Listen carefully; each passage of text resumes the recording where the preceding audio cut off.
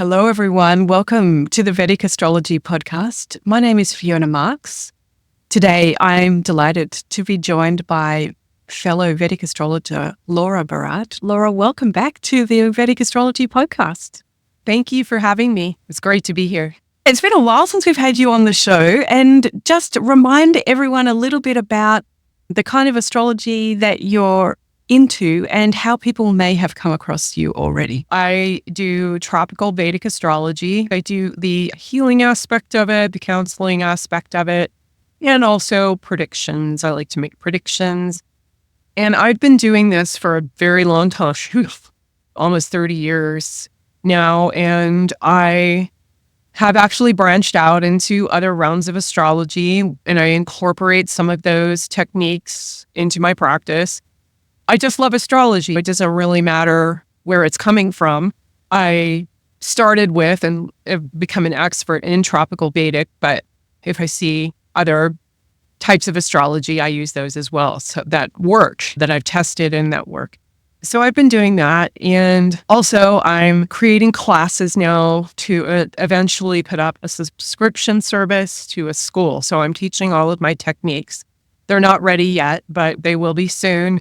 If you check back at my website, you'll see when they come up, I'll have a subscription service, and I'm going to be sharing all of my knowledge that I have gained by doing this for so many years. But I'm so excited to hear that, Laura, because I've learned so much from you. And for people that follow the podcast and support me on Patreon will know that last year we did a whole year of Vashafal using the solar return techniques as a way of understanding a motivational phrase for each member of the group. And we went through for a whole year, and that was all based on the video course that I did with you on Vashafal. So I'm super excited that you'll be sharing more courses.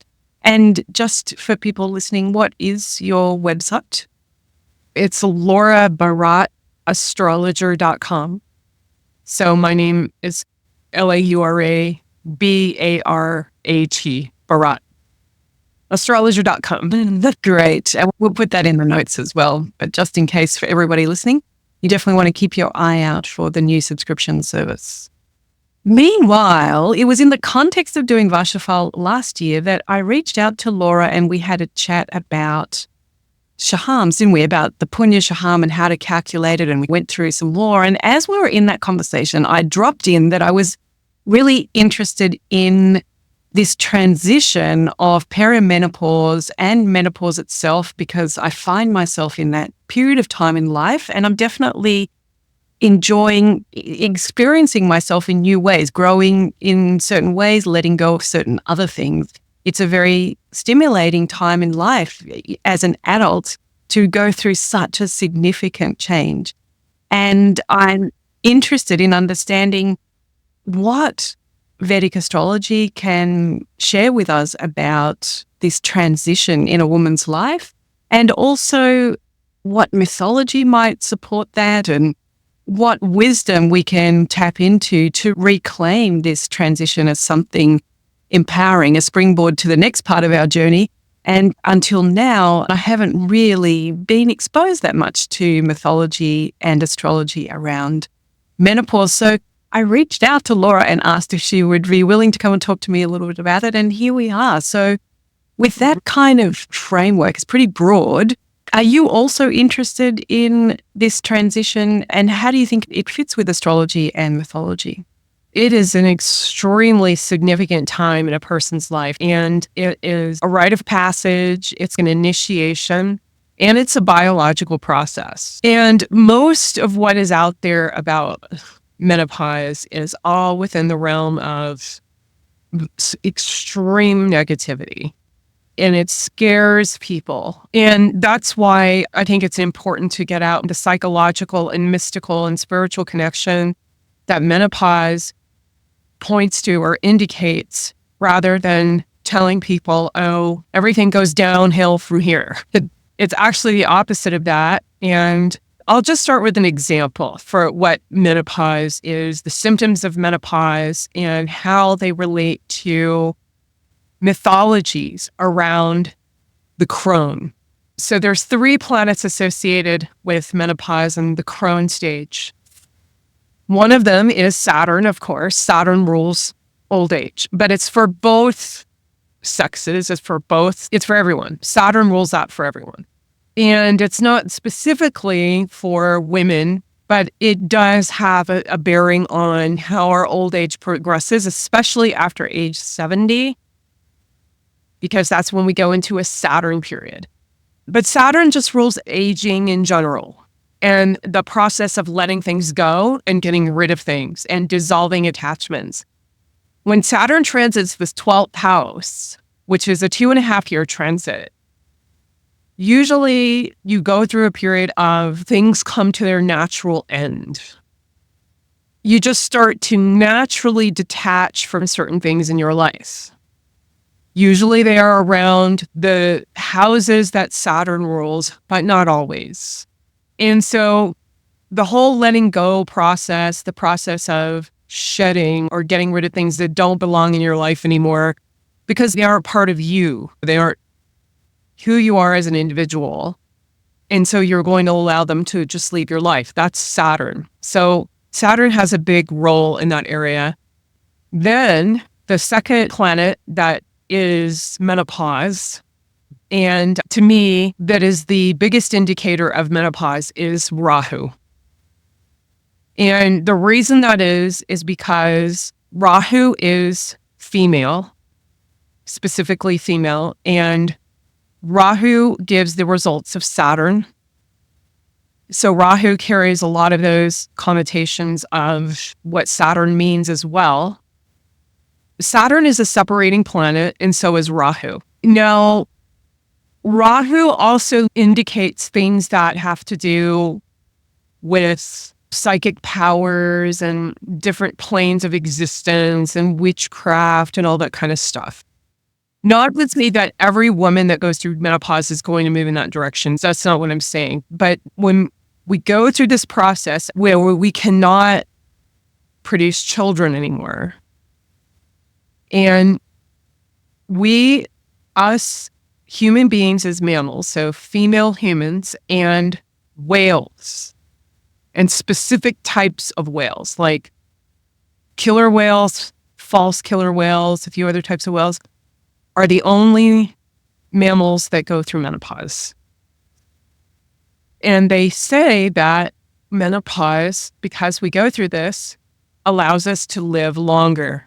So when we lose this ability to have children and we transition from the mother stage, I don't even like to say mother because a lot of women are not mothers. But you have the maiden, and then you have the kind of middle age part of life, and then you have the crone age. But when we transition between that, we actually go through an initiation, and it's a spiritual initiation, and it has been long forgotten. When we were menstruating, a few days before the period comes, they say the door to between the worlds open, and you start to get a lot of really strong intuition. It's just a very psychic time. Now, when we stop menstruating, those connections become part of us all the time. And in the Celtic tradition, when you went through your crone age, they immediately thought you had these special powers. And they were honored. They were appreciated. You felt good about entering this part of your life because it was something that was honored and appreciated and recognized and validated. Now, the only thing is, because we live in dire materialism, and not to say that technology is bad. I don't think that. I want to extract, or that having things in your life to make your life easier is something negative, or I don't want to be a neo-Luddite. That's not what I'm talking, but there is a grip on people through media and through certain types of belief systems that makes materialism a big part of our lives and focuses people onto what they don't have. And you're always in this state of anxiety of trying to acquire something that will give you some personal power, where we already have that personal power. And we were made to believe that we were lacking in all of these different ways, especially when women go through this change, because then you're leaving behind certain fertility and youthfulness and things like that that are all glorified. But when you move into that other stage, you're giving up that for something even higher. And that is the wisdom, that is certain connections to nature that we can automatically see. Some people call it intuition, or a certain divinity that we can always access, and a certain calmness. So when women start researching menopause, when they start feeling the symptoms, they say, oh, your hair's going to fall out. You're going to get angry. You're going to be mad at everybody. Just a lot of negative and extreme things happen. And I didn't notice a lot of those symptoms for me personally. And some people do have quite a few symptoms, but the one thing that does happen that seems to be universal is a couple of things: hot flashes, and then feelings of anxiousness, irritability. And I experienced that minimally, but I did experience it. And the hot flashes is something that I got really interested in, and I wanted to understand that more on a mystical, spiritual level. And all of these things started coming when I was researching it that I had learned about 20 years prior. So they don't really know why you get hot flashes. I just want to say out front, they don't know why. They'll say, oh, it's because your estrogen is low or it's spring. That's not actually true. They don't know that for sure. They're just guessing. If you go really do the research and go into the studies they've done on it, they have no idea why you get hot and have night sweats. And some will say, oh, you need to take certain things like black cohosh or whatever to try to up your estrogen, and then they'll minimize. And one reason they think it's linked to estrogen is because women who do HRT, which is hormonal replacement therapy, tend to have a lessening of those symptoms of hot flashes and night sweats. They haven't linked it for sure. That it's not set in stone. It's not something they can prove, basically. So I started thinking about the hot flashes. And when we get hot, so that's immediately associated with Mars. And Mars is a planet also that cuts you off from things. And in the mythology they have in Irish mythology, it's called the Cailleach, a Gaelic word, and that's the Crone. And then in the Greek, they have Hecate. And they have all of this strong power. They even say that the Cailleach created the country of Scotland. She's like the progenitor of Scotland. But what happens is the women, they are disconnected. They have gone through a spiritual initiation where they aren't as connected to have these familial and friendship emotional connections that are overwhelming. And it's like they've gone through what I call the recapitulation. It's basically was mentioned before by someone named Carlos Castaneda, based on other traditions in indigenous cultures and certain Amerindian cultures. But they do have basically the same thing in Tibet from the Bon religion. But basically what it is, it's a breath technique where you relive your life and you breathe in and breathe out and you turn your head from side to side. And you take in from the remembering things intensely, especially experiences that were traumatic. You take back your energy. And then you give back whatever energy somebody else was leaving in you from whatever situation that was. And in a lot of ways, that's what they call the soul retrieval. It's very connected to that as well. It's also connected to a more modern technique called EMDR, it's rapid, where you move your eyes from side to side. So you're moving from side to side, and you're breathing with that, breathing in and out. And that's the recapitulation. Essentially what it does is it gives you back your energy. It gives you back your wholeness. And when you have that, you have the stamina to enter into other worlds and to see other planes of existence. And you start losing I don't want to say ego, because most people would say ego, all right? But ego is actually something we need. There's a difference between ego and self-importance and always getting offended by things and losing energy through your emotional attachment to how you want to be viewed. That's basically what it is. So this is what's happening when you're getting hot flashes, especially when it triggers memories. I started to analyze when I would start to get hot flashes, and it's usually because you think of a memory. Something triggers a memory. It can be just something really fleeting, and something reminds you, or someone says something to you that reminds you of something that happened before. And it doesn't have to be a negative memory. It's just a memory. That is the automatic method of recapitulation. Women go through this at menopause without having to do anything. After the process, they feel a lot more detachment, and just healthy detachment. And that isn't, and they aren't, if they're letting go of these experiences, and what you consciously have to bring up some memories that were not that pleasant, and then let them go and breathe in with that hot flash. That's what they're for. Because that's what the heat does. Mars is heat in the body. It's also the electricity in the nerves.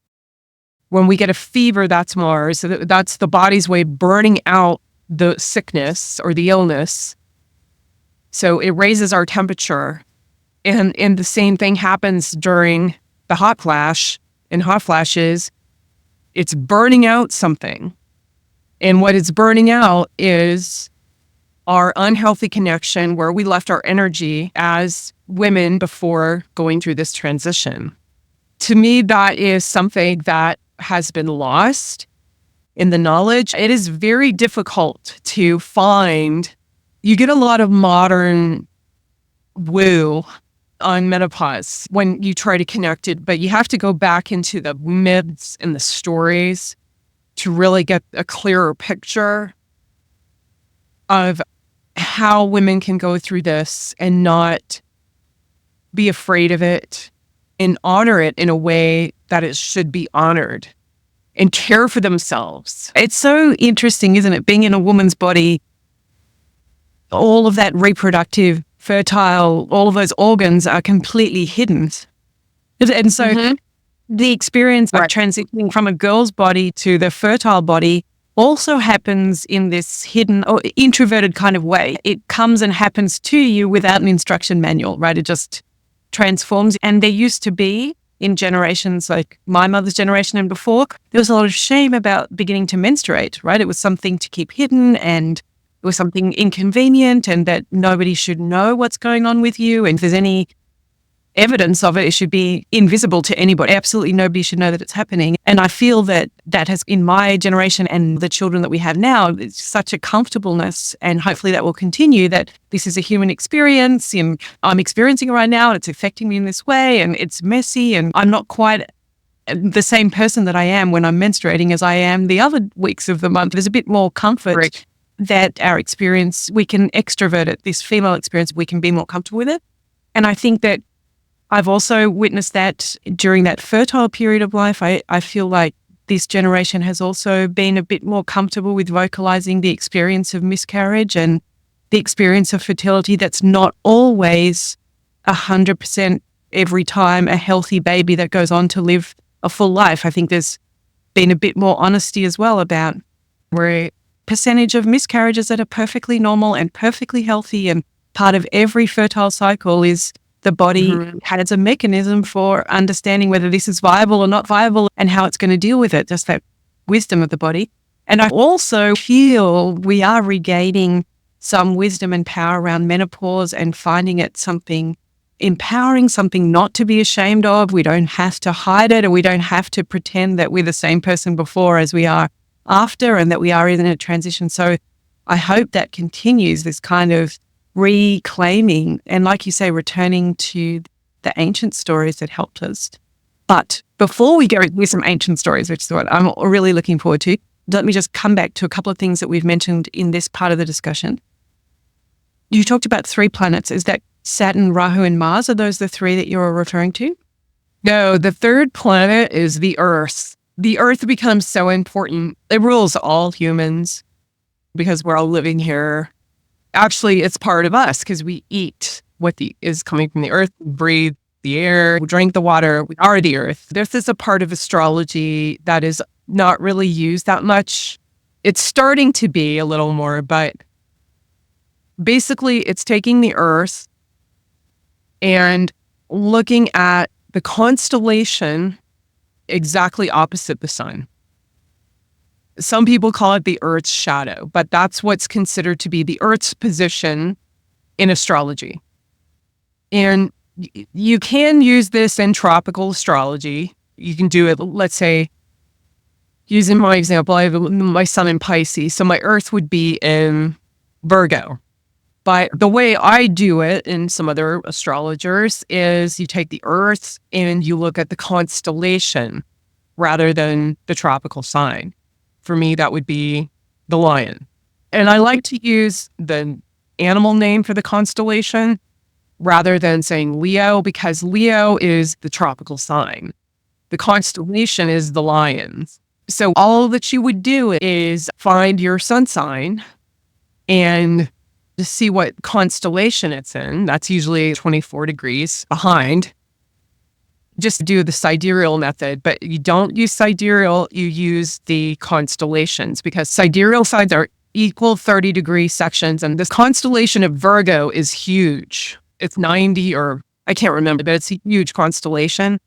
Then the constellation of the crab is very small.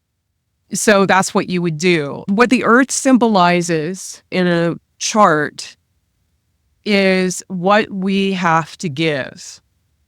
What we have to give to our community, the Earth, other people in general, and our community at large. What are our gifts that are going to manifest on the Earth? And those gifts are seen through that constellation. It's not psychological, like tropical signs, psychological tendencies and characteristics. It's more gifts you're given or potentials.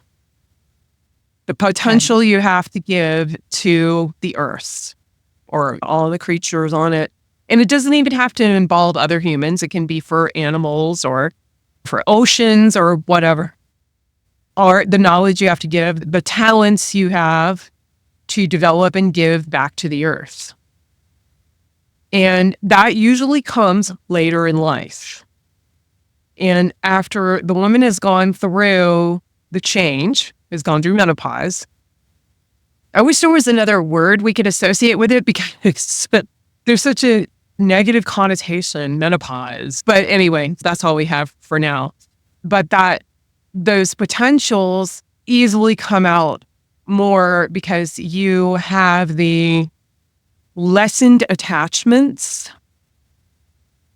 And I joined all of these menopause groups on Facebook because I wanted to see people talking about it, what they were saying, what they were going through, how the average woman experiences this if they aren't really into what we're into, astrology or spirituality in general. Just see what they're saying. And I noticed that they were very irritable. One woman said it very well. She said, I just want everybody to go away. And then she said, I can see being an old crone and going off and living in the forest and growing my herbs and making my potions. That's what she said. I can totally relate to that. And that's it. We become detached and our emotional involvement is lessened. But if we still try to hang on to that and try to feel the same way we did before, then I think that causes problems. I think it's so interesting that sometimes you hear it said that women go through menopause so they can look after other people's children, look after their grandchildren or whatever it is. And I'm in the process. So maybe I've got a skewed perspective, and maybe after I go through this, I will feel differently.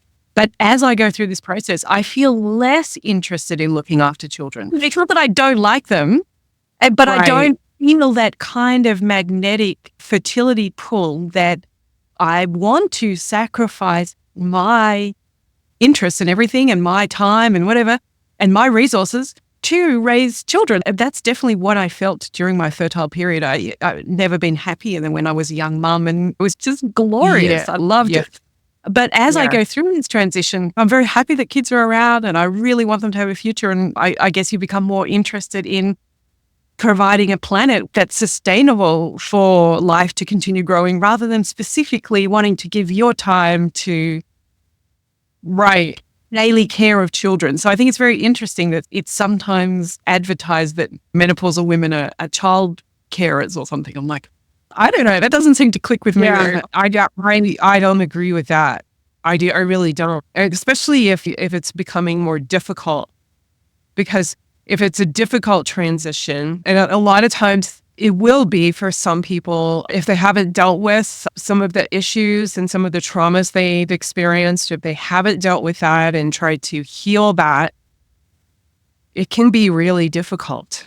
We're all walking around with wounds, but when you're going through the menopause, your body, I absolutely am convinced that your body wants to heal those things and wants you to purge the pain so you can move on into wisdom. That's another name is a wise woman, the Kayach, with wise woman. And you move into wisdom by forming a healthy detachment, and you're connected to the source, the earth. And through that connection, you're able to give in a way that is beneficial to whoever is open to it, but you're not doing it out of a personal. I'll just give myself as an example because I've been through it, and I'm not triggered and offended nearly as much as I was. And I can see the process of life. I was thinking about watching the earth and going through the ages and the erosion and the development of mountains, and just think of all that massive amount of time, billions of years, how insignificant certain things are. And that when you losing a lot of your energy, when you don't have that healthy detachment, that is usually around an image we want to promote or that we want other people to see about us. That's a huge energy drain. And then on top of that, I think a lot of people go through some severe physical symptoms, menopausal physical symptoms like losing sleep, insomnia. There's just basically general aches and pains. That is also attached to the body changing. It wants to metamorphose into the wisdom goddess that we all have in us. But in order to do that, some of those past traumas need to be purged. And that, of course, is the job of Saturn. And then also Rahu. Rahu is going to give new experiences and pushes us to feel something new as the old is being purged away. But the ones who have serious physical symptoms, that can be because of the attachment and the traumas that haven't been dealt with yet. And it's a prompt for you to deal with those things. But also, we have a very toxic diet. Not you guys so much in Europe, but here in the United States, that's a real problem. And it's all connected. The food you eat, your physical body, your emotional state, your habits, and your habitual reactions to certain things that have developed from traumas that have not been healed. That's what I call self-sabotage. And so when a woman reaches menopause, the body is doing the recapitulation, like I was saying before, but also it's doing a shake-off, like a shimmer, a shimmy. It's wanting to expel through the heat and burn away what doesn't belong anymore. Also, the obsessively concerned with looks. There's different circles and types of people. Some people aren't really that concerned with it, but I know that there are a lot of women who are still very concerned about how they look after they go through menopause. And there's nothing wrong with that. Wanting to look your best, there's nothing wrong with that. I'm not criticizing it at all. But when it's causing distress and causing a woman to discredit herself or devalue herself, then that is a problem. Because it's just a natural aging process. And the byproduct of that detachment is a less concern with being regarded as beautiful or pretty or sexy or whatever that we had up until this process. So the earth, I was saying the earth has a lot to do with menopause, and it's connected to the wise woman, or the kayach, as they call them, or Hecate. So you find your innate talent, what your gifts are, that you can give through the constellation of the earth when you were born, which is opposite the sun's position. So they each have something to give. For the lion, it is a fight and fierceness, or the beauty that kills, or the beauty that fights, the power that is able to fight for something that's important. But every position, constellational position, points to something. Now, if you happen to have the earth inversion, that's a really good sign, because Virgo is actually the wisdom goddess in a lot of traditions. The Virgin, I should say, not Virgo, the Virgin represents the wisdom goddess. So that really connects a person to carrying those secrets, carrying those mysteries through generations. Usually that means that the goddess will speak through her directly, especially when she's out in nature. So the sign of Virgo represents a young girl, a prepubescent girl who's innocent, connected to the earth, and it's got this really strong innocence quality about it. It's providing life all the time and not asking for anything in return. But that's, if you find your constellation, there is a different lesson, different talent, different potential that can be expressed in the later years. And so can people have a look at that combination of Saturn and Rahu and someone's Earth's position? Are those factors that people could look at in their chart that give some insight into their transition? Absolutely, definitely. There's some really interesting parts of this. So you'll look at the state of Saturn in your chart to show you some of the lessons that will come up as you go through this transition. Also, the position of Rahu in your natal chart, but also in transit. Because as you go through this process, so they say it's a year, right? You have to go through a year of not having your period, then you went through menopause. That is a transit, or more or less, of one of the nodes. And Jupiter actually takes a year, but the nodes take a year and a half to move through a sign or a house. So it's really important as you go through this to see where Rahu is transiting. And that's going to be a theme that you carry into your wisdom years. And that you, in a way, where you really have a lot to say about it, and where you can give a lot of wisdom and higher knowledge around it. Some people, like in my case, I'm going through the nodal return. And I don't know if we were talking about this before, because I love the nodal return is huge. It's much more important than the Saturn return even. So it happens every 18.6 years. That's a cycle of the nodes. And there's a half nodal return, which is also extremely important. That's a 9.3 year cycle.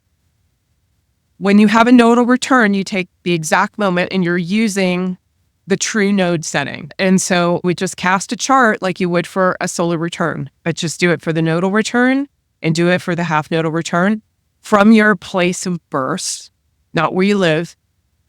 And that's going to show you a definite theme for the next 9.3 or 18.6 years. And the nodes exist because of the Earth. And there is a whole branch of astrology, and this is one of the classes I'm going to teach, which can just be done with the sun and moon and Earth and the nodes alone, without any of the planets. And that nodal return becomes very important to see those next years in your life, the evolution you're going to go through. I would even say it's almost like you cast another birth chart. And if you go back and do those nodal returns and half nodal returns and look and see, oh yeah, my life had this really strong emphasis on the fifth house, or really I had this certain yoga that made me successful in my career, or whatever it is, you're going to see that in a nodal return. And the position of the nodes becomes the most important. And everybody's going through a nodal return around the age of 55, 56, and then 9 years before that, 47. That transitional period where there's some irregularity to your menstruation, but more or less you're still menstruating, but you're beginning to get some hot flashes. You're still fertile, but not to the rate that you were. So that could be a 9-year period, perimenopause. It's not a 1-year process. It's a winding down of the hormonal journey that you've been on. It takes time for all of those different checks and balances that were there to find their new position. You're right. The perimenopause is building up to that time, when your period can be a little wacky. You're having some menopausal symptoms. I went through that, I would say a good 2 years where I stopped. It's very different for everybody. And that is also an arrow pointing to how significant this is, what a like change this is. Because some people go through perimenopause symptoms for many years. I guess some people need to have a hysterectomy or something for a medical reason, and they go through everything all at once. Right. So think about that Saturn, Rahu, and the Earth. Sometimes for some people, all of those indicators will be in the same part of the chart at the same time. And for other people, they'll be a bit spread out, and the process happens in different phases. So something for me to research as I'm looking at charts and go back and have a look at my own chart. One other thing that came to me as you were speaking was, I think when I decided to have a child, when I became pregnant, it really blew my whole conception of how incredible it is that the human body can grow another human being that will then be born and live. It's a really miraculous power that only the female body has. And we're talking about at the very beginning of this conversation, there's a lot of societal and cultural imagery and cultural mythology, modern mythology, that tells you what it is to be a woman and what it is to be attractive or to be useful as a woman, all this kind of stuff. But when you get the chance to be pregnant and give birth, if that's something that you have in your life path, I found that it was eye-opening, and that I really feel in this masculine society that I've grown up in, although I agree it's changing. I come from a lineage that has been through that patriarchal time. Really, femaleness, female bodies rightly should be the goddess. They should be honored. Really, women should be at the center of everything. They should be honored. Their fertility and their needs should be paramount, because nobody can do what we can do. It's just miraculous. And yet, through this historic journey humanity's on, and the bit that I happen to be conscious in now, and this patriarchal background, women have this second-class citizen role, and being a mother's not important. And in fact, you won't earn as much, and you won't get as much superannuation, and you won't get paid for anything you're doing. This fertility power is completely not acknowledged, is diminished. And our fertility power becomes about our attractiveness and our sexiness. How attractive are we? That becomes the only bit that survived this journey, is how attractive we are. And you look at those clay figures from more tribal hunter-gatherer communities of the fertility goddess, and she's round. It's all about how round and full she is. And yet our version of being sexy and attractive has been modeled around maybe a more iconic Barbie doll type of shape that it's hard to let go. But I was also thinking about not only has this journey that we've been on where femininity has been pushed under or has minimized this amazing goddess power that we have of procreation, but it has also minimized the wise woman who would be the herbal doctor of the community, who would be the person that would solve complex problems, complex life problems, like either health problems or psychological problems. It would be the wise women in the community who had a role of healer, who had a role of doctor. And that the way Western medicine has become also very detached from nature and has become, I treat this very specific thing that can be researched and proved and I can write papers about. And when you walk into my room and I'm the specialist, I'm just looking at this one thing that I'm trained in and in a very detached way, I'm going to improve that one thing. The way that has been removed from nature and has been removed from the role of women. Obviously now we have many women doctors, but this version of Western medical doctors, they originally all were male, and they took away like the midwifery and the herbal, all that kind of stuff. And so whatever we're going to call this patriarchal journey that we've come from has not found ways to honor the goddess, not just in the fertile period, but also in the wise woman period. And that's why in many ways we don't look forward to menopause, because the only thing that the patriarchal thing has said that women is useful for is to be attractive. And so if you're naturally going to lose that, then where is your use? Whereas if we had grown up in you're going to become the doctor of our community, you're going to hold all the knowledge, you're going to be solving the problems that no one can solve, we really look up to you, it's really important to have you here, then this transition becomes something attractive that we want to experience. We're proud to reach this point. Yeah, that's what it should be, because saying that it's so awful and terrible is doing a horrible disservice. It's a criminal thing to have people so afraid of it. It does make me a little angry, but that's the Leo. That's the lion. I know. We are coming out of that, though. I think we are. When we say we are useful because we lose our attractiveness, and that's just coming from a men's perspective, and not even all men, but it's coming from a male perspective. And that's the thing too, when you go through this transition, you don't really care what men are projecting on you to be. You don't care at all. I just don't. That's one of the things that got burned out of me. What I would do when a hot flash was coming on is think about something I wanted to recapitulate and take my energy back and expel the foreign energy or do my soul retrieval. See, Rahu also rules going beyond limitations. Rahu rules magic, but it also rules technology. And it allows us to go beyond limitations. And that's what I think that this menopausal process is. Spiritual initiation. It's going beyond limitations because we have a certain personal power. It's reclaiming our Shakti. It is the actual energy in the body. And Shakti means power. So it's a physical thing. Everything is material. It shows up materially. The power is material. You were talking about Saturn being a planet of interest when we're talking about aging. And then you mentioned especially after 70. But in talking to you today, I'm realizing it's interesting that actually at 50, we come into our sun age in that model.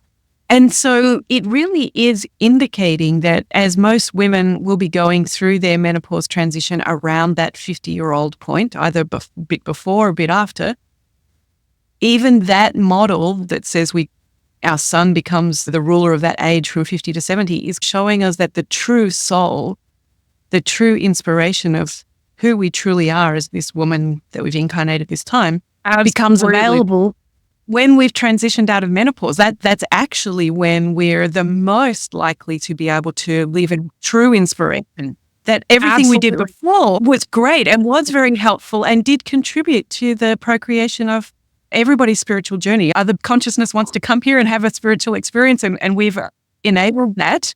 But the sun age coinciding with 50, coinciding with menopause, really tells us that our true purpose starts now, once we've stopped being fertile. Absolutely. I totally agree with that. We've talked now about some of the planetary aspects, but You alluded earlier to mythology that can also help us understand the power of this transition from our fertile years to our wise woman years.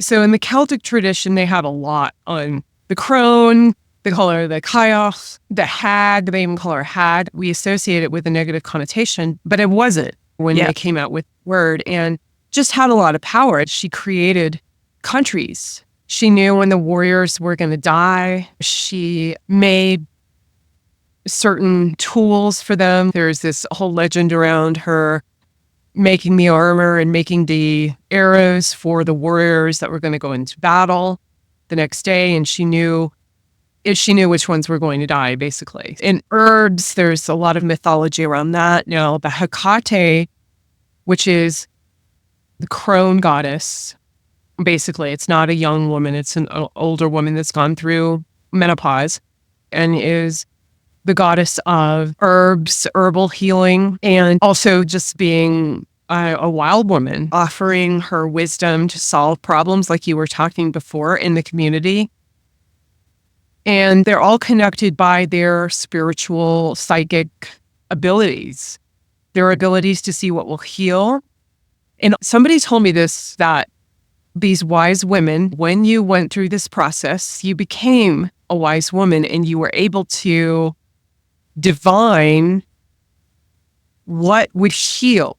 You were in communication with the earth, so you knew which herbs to take or which plants would heal, which ones were poisonous, and what did what, basically. And this person said to me that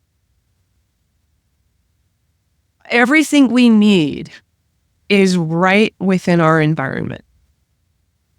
The healing power of the earth is in every environment. And if we get sick or have some issues, the cure is within walking distance based on what's growing there. And that's the power of the earth. It has just everything we need. And that's why these women in Hecate especially was able to see what would work and what would cure and what would not. And also able to give certain potions to open up the doors between the worlds. And then also they say if you see the Kayak, like she will appear to you. This is another myth. She will appear to people before they go through a major life change or something really unexpected happens in their lives. If you're connected to that, you can see her. And it can be just if you're downtown or in town or something and you're walking and taking a walk and you just see an old lady and it's weird. She gives you a weird look. That suffice for having that experience. And that happened to me right before I met my husband. I met the man I was going to marry and I saw her, the Kayak. It was really wild. You just know it because they give you a look like, I know you. And it just could be somebody on the street, but it's very overwhelming, mysterious. And also when they had the Oracle at Delphi, all right, so that's also Greek mythology. She was also a witch woman. When they make movies about it, they always have a very young, attractive woman, but she was an old witch woman. That's the mythology behind it, that they all have psychic ability. And to me, that's because we're in that state of those few days before our period.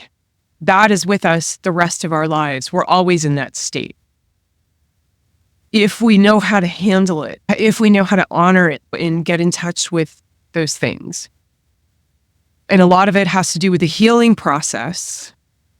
You could help me work on my personal mythology about what's happening. I feel like since I've been going through this experience of perimenopause, it's occurred to me that the uterus or the fertile organs, it's reminding me of a potter's wheel, that on this potter's wheel, you need to keep the clay moist and spinning.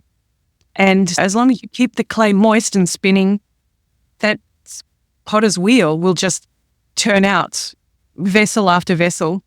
And during that fertile period of your life, that's your service, is to keep your uterus as this moist spinning production capacity, and the hormones in your body ensure that happens.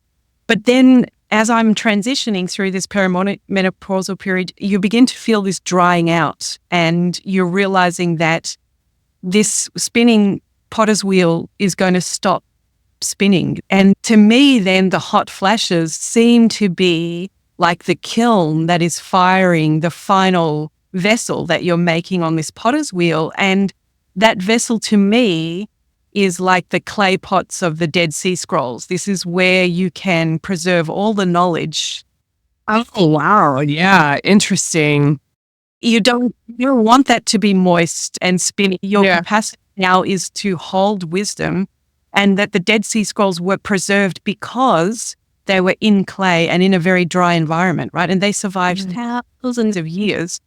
And with this process of drying out, and the hot flashes is like firing that final vessel, making it watertight or strong, whatever waterproofing you do when you fire pottery, so that you can store wisdom. And that analogy. And we want to keep that tightly packed. And I think this is really important with the uterus health, isn't it? As we move into wise woman, and that uterus is not receiving that constant moisture from the hormonal cycle, we actually need to keep that area of the pelvic floor and the pelvis itself and the abdomen. There needs to be a kind of health, like these tightly packed skulls. We need to look after that abdominal and pelvic area.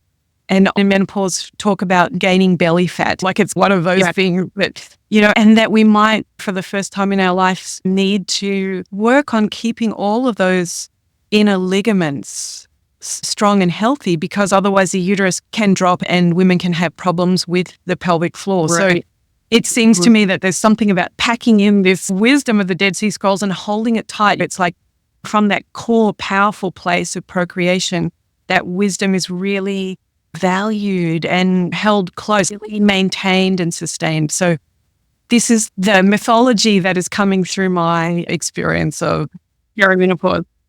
Such a creative insight, really. Absolutely. I want to steal that. And what about any houses or signs that you think are particularly important? I would say the 12th house is the house of retirement. They don't say anything about menopause, of course. It's just been ignored, but taking yourself out of the daily grind, getting away from worldly concerns, relaxation, feeling at one with everything, feeling the oneness, being detached, losing what no longer belongs. That's all the realm of the 12th house. And of course, the 12th house is different states of consciousness, being able to see different planes of existence, being in touch with nature in a divine way, being able to divine just by looking out your window and seeing what the trees are doing. That's all 12th house types of things. And it's so funny you were mentioning like the desert, a dry climate. That's Scorpio. That's what I was going to ask you. I feel like there's an 8th house, 8th sign kind of energy. The 8th house is the ordeal in the hero's journey, isn't it? It's where you go into the cave not knowing really what you're going to face. And all you know is that when you come out the other side, when you come out the other side, you will be different than when you entered. And I feel like menopause is a bit that kind of 8th. And definitely, the 8th house is the house of transformation, especially self-transformation. And Scorpio is the sign of transformation. They have the phoenix related to Scorpio too. And interestingly, Scorpio rules deserts. And then the scorpions only come out at night. And scorpions live in deserts. It's interesting how what I call the truth trine with the water houses, they work in cycles. Like all of the houses based on the elements work in a cycle. But the 4th house, the 8th house, and the 12th house connected to Cancer, Scorpio, and Pisces. So this is why I was talking about the recapitulation so much in the past and taking back your energy from the past, because the 4th house is the beginning of the truth trine. It's the beginning of our spiritual journey. And the 4th house is the house of emotional security and happiness. And the 4th house rules the earth, what we stand on, our understanding. So when we clear out our past, when we reckon our past, then we can move to the 8th house where we go through that transformation, that major, massive transformation. And then we can move to the 12th house where we're in that state of oneness. And then it just keeps going cycle after cycle, but it really becomes pronounced in menopause. Wow. Laura, we have covered some territory today. I'm sure that many people listening are going to be inspired to have a more peaceful relationship, a more empowering relationship with their transition through perimenopause and menopause.